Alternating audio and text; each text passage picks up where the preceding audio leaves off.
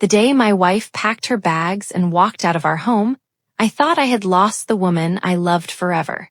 She stood near the front door with tears in her eyes, holding an old suitcase that belonged to her childhood. I begged her to stay. I reminded her of the promises we made on our wedding day. I reminded her of the nights we struggled together, the dreams we built, and the life we were trying to create. But she looked at me and said something I never forgot. "John, my parents need me more than you do."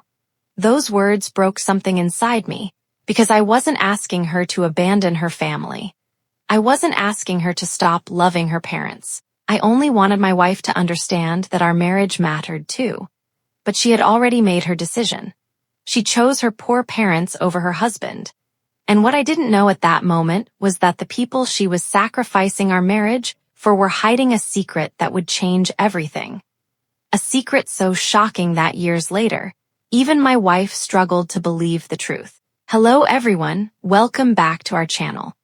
Before we begin today's emotional family story, I want to thank every single person who supports our channel. If you enjoy powerful stories about family, love, betrayal, sacrifice, and life-changing secrets, please take a moment to like this video and subscribe to our channel. Your support helps us bring more heartfelt stories like this one. Stay with us until the end, because the final truth behind this family's secret will completely change the way you see this story. Now, let's begin. My name is John Miller, and 5 years ago, I believed I had the perfect marriage. My wife, Emily, and I were not rich. We didn't have a huge house. We didn't drive expensive cars, but we had something many people spend their entire lives searching for. We had love. When I first met Emily, she was different from anyone I had ever known. She wasn't impressed by money or status. She cared about kindness. She cared about family. And most importantly, she had a heart that wanted to help everyone around her. That was one of the reasons I fell in love with her. But there was one thing about Emily that I always respected: her love for her parents. Emily's parents, Robert and Linda, had always struggled financially. They lived in a small, old house on the edge of town. The roof leaked when it rained. Their car was older than both of us.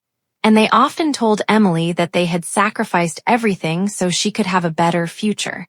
Emily felt she owed them everything. At first, I admired that. I believed a person who respected their parents would also respect their marriage. But slowly, I started noticing something was changing. Every month, money that we had saved for our future was going toward her parents. At first, it was small things: a medical bill, a repair for their house, groceries when they were struggling. I never complained, because I loved my wife. But then it became something else. Every problem her parents had became our problem.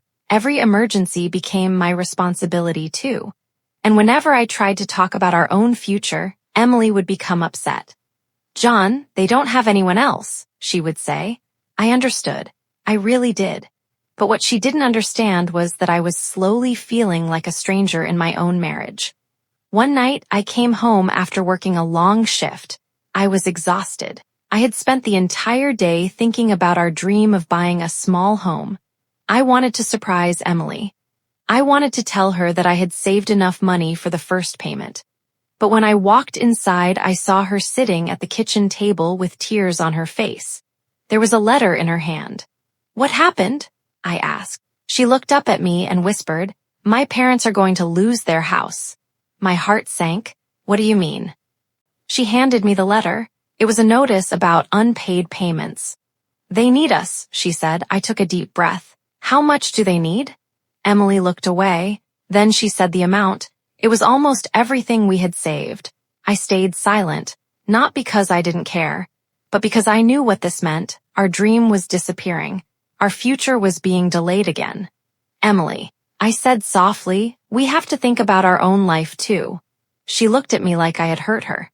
"My parents gave me everything." "And I'm your husband," I replied. That sentence changed everything. Because for the first time, Emily had to choose. And the choice she made would destroy the life we built together. For the first time in our marriage, I looked at my wife and felt like I didn't know her anymore. The woman standing in front of me was the same person I had loved for years. The same woman who used to hold my hand during difficult times. The same woman who promised me that we would always face problems together. But that night, it felt like we were standing on opposite sides of a battlefield. Emily wiped away her tears and picked up the letter from the table. "John, I already made my decision," she said. I felt my heart sink. "What decision?" "I'm going to help my parents. They can't lose their home." I stared at her. "Emily, I'm not saying we shouldn't help them. I'm saying we need to find a way that doesn't destroy our own future." But she shook her head. "You don't understand what they sacrificed for me." Those words hurt more than anything, because I had spent years sacrificing for her too. I had worked extra hours. I had skipped vacations. I had delayed my own dreams, not because I had to, but because I wanted to build a life with her. "Do you think I don't care about them?" I asked. "No," she replied quietly. "I think you care more about our plans than my family." That sentence stayed with me. Because suddenly I became the bad person. The husband who was supposedly standing between a daughter and her parents. But nobody saw what was happening to our marriage. The next morning, Emily started making arrangements. She called banks. She called relatives. She started packing some of her things. I watched her move around the house like she was preparing for a trip. But deep inside, I knew. She wasn't leaving for a visit. She was leaving me emotionally. "Where are you going?" I asked. She stopped for a moment. "I need to stay with my parents for a while." "For how long?" She didn't answer. And that silence scared me more than any argument. That weekend, I drove to her parents' house. I didn't go there to fight. I didn't go there to blame anyone. I went there because I wanted to understand. I wanted to see the situation with my own eyes. When I arrived, Robert and Linda welcomed me with nervous smiles. Their house looked exactly like Emily had described. Old furniture, cracked walls, a small kitchen. Everything seemed simple. Linda hugged me and said, "John, we know Emily is asking a lot from you." I nodded. "She's worried about you." Robert looked down. "We never wanted to become a burden." For a moment, I felt guilty. Maybe I had been too focused on money. Maybe I needed to be more understanding. But then something happened that made me question everything. While we were talking, Robert's phone rang. He quickly stood up and walked into another room. His voice changed. The sadness disappeared. The weak old man I saw a moment earlier suddenly sounded confident. "No, we can't wait much longer," he said. I froze. Wait, what was he talking about? I couldn't hear everything, but I clearly heard one sentence. "Emily still believes the story." My heart started beating faster. The story? What story? That evening, when I returned home, I couldn't stop thinking about what I heard. Maybe I misunderstood. Maybe there was another explanation. I didn't want to believe that Emily's parents were hiding something. They were her family, the people she loved. But something inside me kept saying something was wrong. A few days passed. Emily stayed with her parents. Our conversations became shorter. The woman who once called me just to tell me about her day barely answered my messages. One night, I received a message from an unknown number. At first, I thought it was a mistake. But when I opened it, my entire world changed. The message said, "John, if you really want to know why Emily's parents are pretending to be poor, check the old property records." I stared at the screen. Pretending to be poor? Those words didn't make sense. I read the message again. Then again. My hands started shaking. Who sent this? And what did they know about my wife's family? The next morning, I couldn't ignore it anymore. I went online and searched the property records. At first, I found nothing. Then I discovered something hidden, a name connected to the house, a name that didn't match what I expected. The house wasn't just an old family home. There was something else behind it, something Emily never told me, something her parents had been hiding for years. And the more I searched, the more I realized one terrifying truth.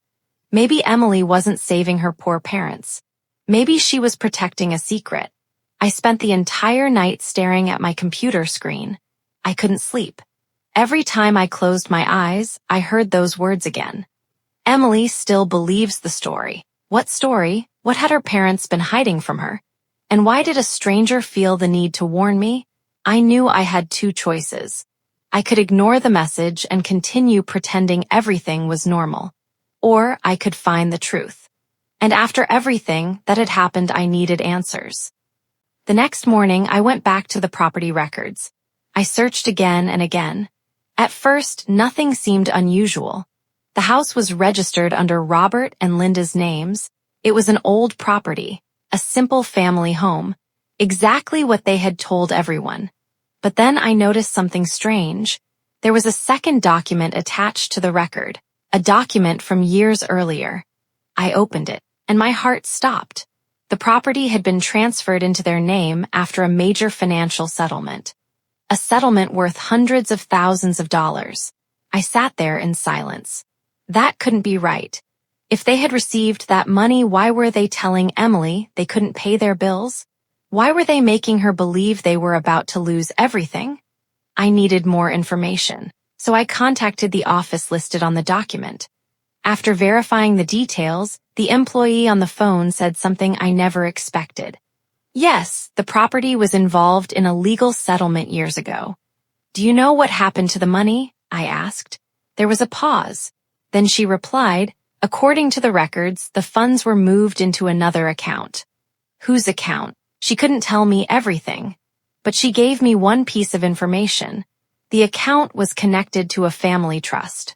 A trust, not a bank account for someone struggling to survive. Not the account of people who couldn't afford basic expenses. A family trust. That afternoon, I drove to Emily's parents' house again. This time, I wasn't there as a worried husband. I was there as someone searching for the truth. When Linda opened the door, she smiled. John, what brings you here? I looked at her carefully. I need to talk to you. Her smile disappeared. About what? I held up a copy of the document. The color left her face. For a few seconds, nobody spoke. Then Robert walked into the room. He saw the paper in my hand and immediately knew. You found out, he whispered. Those 3 words confirmed everything. What did I find out? I asked. My voice was calm, but inside I was angry. You let Emily believe you were helpless. Linda looked away. We did what we had to do. What you had to do? I couldn't believe what I was hearing. You made your daughter sacrifice her marriage because of a lie, Robert sighed. You don't understand. Then explain it to me. They looked at each other, and finally Robert sat down. We weren't always honest with Emily. That sentence shocked me, because I realized something. Emily wasn't helping poor parents. She was protecting a story that had been carefully created. Robert explained that years ago, they had received money after selling a business investment. They had enough savings to live comfortably, but they never told Emily. Why? Because they were afraid she would stop depending on them. They wanted to keep their daughter emotionally attached. They wanted her to feel responsible for them. I couldn't believe it. Parents should want their child to build a happy life, not destroy it. But why now? I asked. Why create this situation? Linda started crying. We made mistakes. Your mistakes are destroying my marriage, I replied. Then Robert said something that made me even more confused. There is something else you don't know about Emily. I looked at him. What? He took a deep breath. Emily was never supposed to know the full truth. My heart started racing. What are you talking about? Robert looked at me and said, because the biggest secret isn't about us. It's about her. I left their house with more questions than answers. The entire drive home, one thought kept repeating in my mind. What secret could Emily's parents be hiding about their own daughter? And why had they worked so hard to keep it hidden? When I reached home, I found Emily standing in the living room. She looked at me and immediately knew something was wrong. John, her voice was nervous. Where were you? I looked at the woman I loved. The woman who chose her parents over me. And for the first time, I wondered if she had been a victim of their lies too, or if she had known the truth all along. When I walked into the living room, Emily immediately noticed something was different. She looked at my face and slowly stood up. John, what happened? For a moment, I couldn't answer, because I didn't know how to tell the woman I loved that her entire life might have been built on a lie. I wanted to protect her. I wanted to believe there was a reasonable explanation, But after everything I had discovered, I couldn't stay silent anymore. Emily, we need to talk. She looked worried. Is this about my parents? I nodded. Her expression changed instantly. What did they do? That question surprised me, because it sounded like she already knew something was wrong. I placed the documents on the table. Emily looked at them. At first, she didn't understand. Then she started reading. Her eyes moved across the pages. Slowly, her face changed. What is this? I sat down across from her. I found out your parents were not struggling the way they told you. She looked at me. No, her voice was quiet. That can't be true. I wanted to believe that too. She picked up the papers again. They told me they were losing their house. I know. They told me they had no savings. I know. Her hands started shaking. John, my parents would never lie to me. I looked at her with sadness. I thought the same thing. For the first time, Emily wasn't defending them. She wasn't angry at me. She was confused and hurt. I need to talk to them, she whispered. I think you do. That night, Emily drove to her parents' house. I wanted to go with her, but she stopped me. No, John. This is something I need to face alone. I watched her leave. And for the first time in weeks, I felt like maybe my wife was finally seeing the truth. When Emily arrived at her parents' house, she didn't waste time. She walked inside and placed the documents on the table. Why? That was the only word she could say. Her parents looked at each other. They knew the moment had arrived. Linda started crying. Emily, no. Emily shook her head. I want the truth. The room became silent. Finally, Robert spoke. We were afraid. Afraid of what? Afraid that you wouldn't need us anymore. Emily looked shocked. You lied to me because you wanted me to stay close? Robert lowered his eyes. We didn't think it would go this far. But Emily couldn't accept that answer. Do you know what happened because of your lie? Her voice broke. My marriage almost ended. Then something unexpected happened. Linda walked to another room and returned with an old box. She placed it on the table. We need to tell you everything. Emily looked confused. What else is there? Linda opened the box. Inside were old photographs, documents, and letters. Emily picked up the first photo. Her face suddenly changed. Who is this? It was a picture of a young woman standing beside Robert and Linda, but Emily had never seen her before. She was your mother, Linda said softly. Emily froze. What? The room went completely silent. I wasn't there when Emily heard the truth, but later, she told me every detail. The secret wasn't only about money. It was about her identity. Years ago, before Emily was born, Robert and Linda had made a decision that changed 3 lives forever. They had taken responsibility for raising Emily after a family tragedy, but they had hidden the real story of where she came from. They had allowed her to believe a different version of her childhood, a version that protected their own choices. When Emily came home that night, she didn't look angry. She looked broken. She sat beside me and whispered, "My whole life feels like a lie." I reached for her hand. Emily, she looked at me with tears in her eyes. I blamed you for not understanding my parents. Her voice trembled, but I never stopped to ask if they were telling me the truth. That night, we sat together for hours. For the first time in a long time, we weren't fighting. We weren't choosing sides. We were trying to understand what had happened. But there was still one question left. Why had Robert and Linda hidden Emily's past for so many years? And what other secrets were still waiting to be discovered? Because the truth we had found was only the beginning. The next morning felt different. For weeks, my home had been filled with silence, arguments, and pain. But that morning, there was a different kind of silence. The kind that comes after a storm.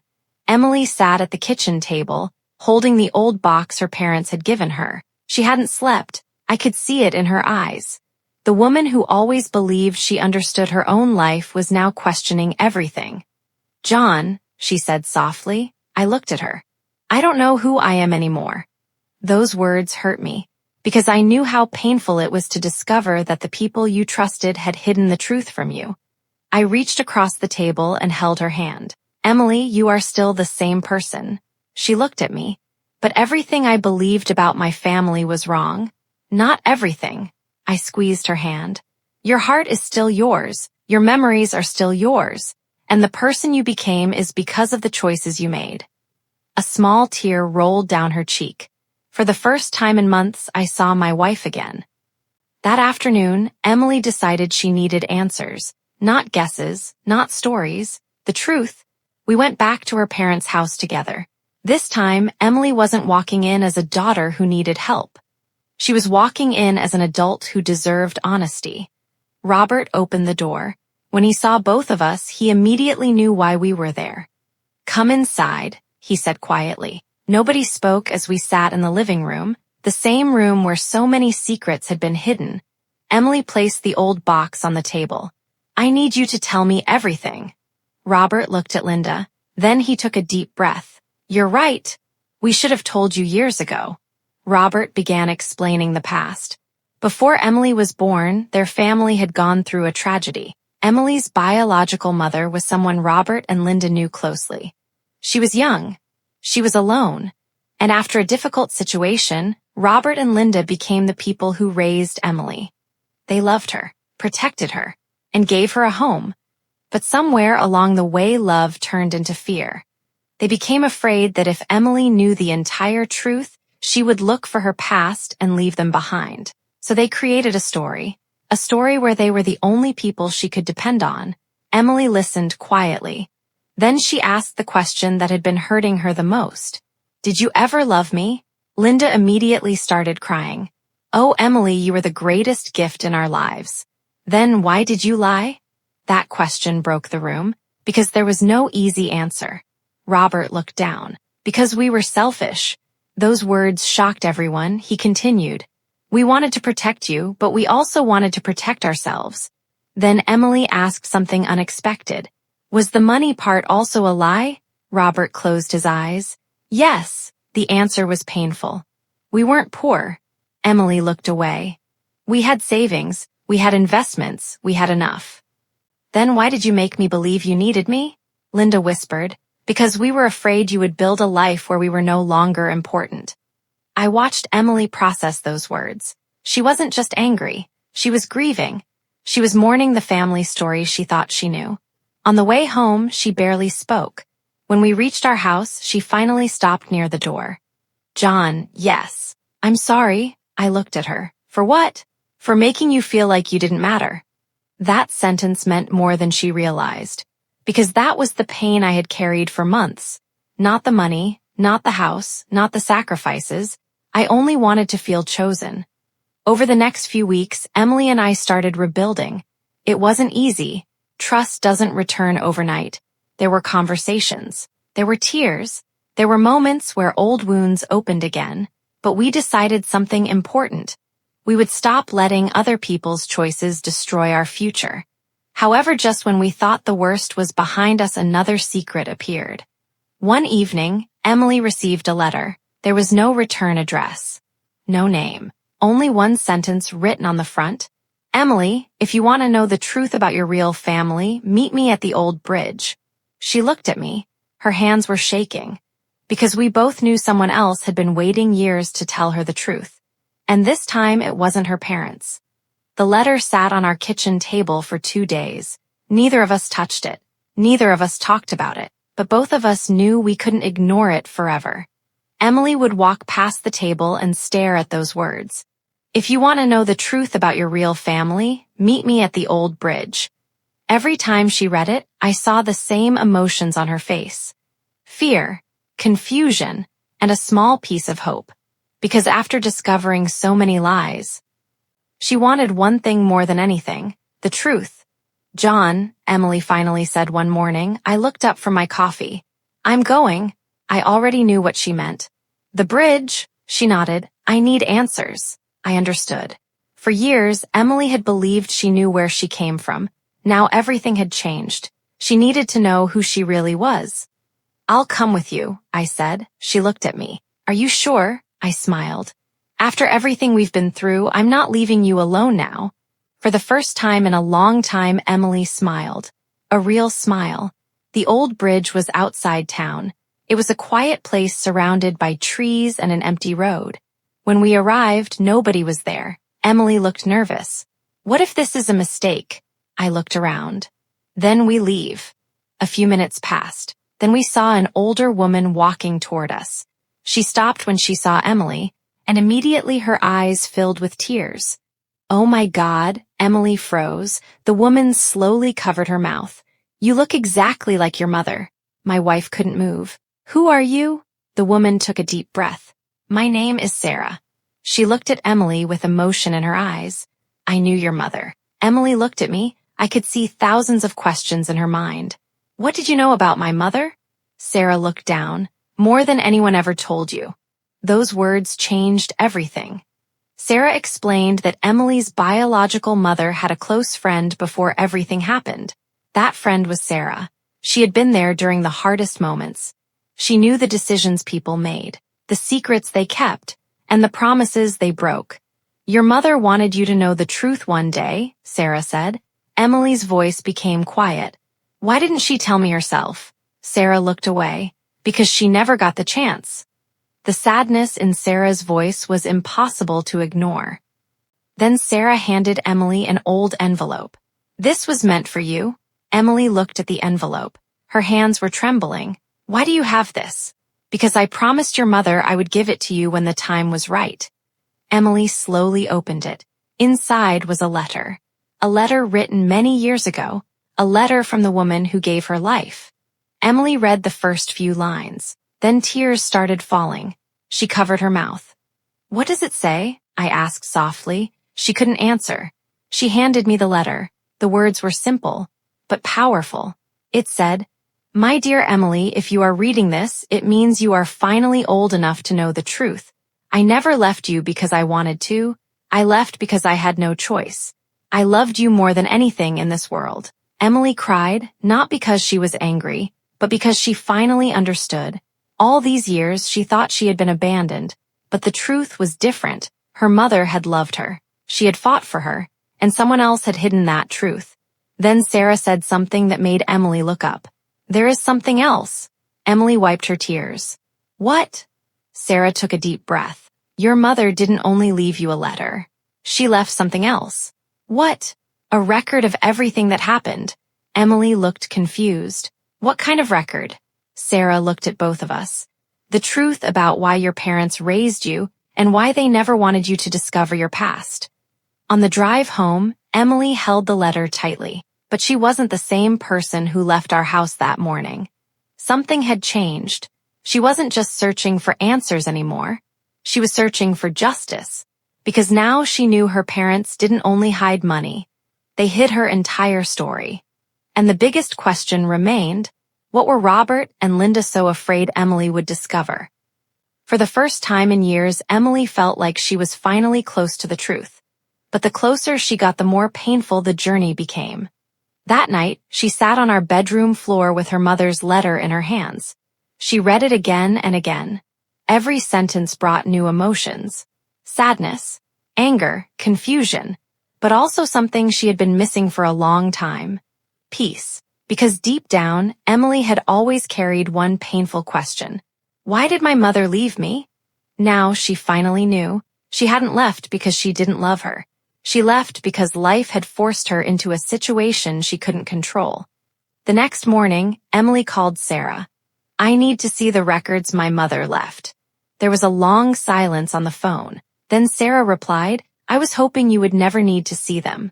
Emily frowned. Why? Because sometimes the truth hurts more than the lie. Emily looked at me. I could see the determination in her eyes.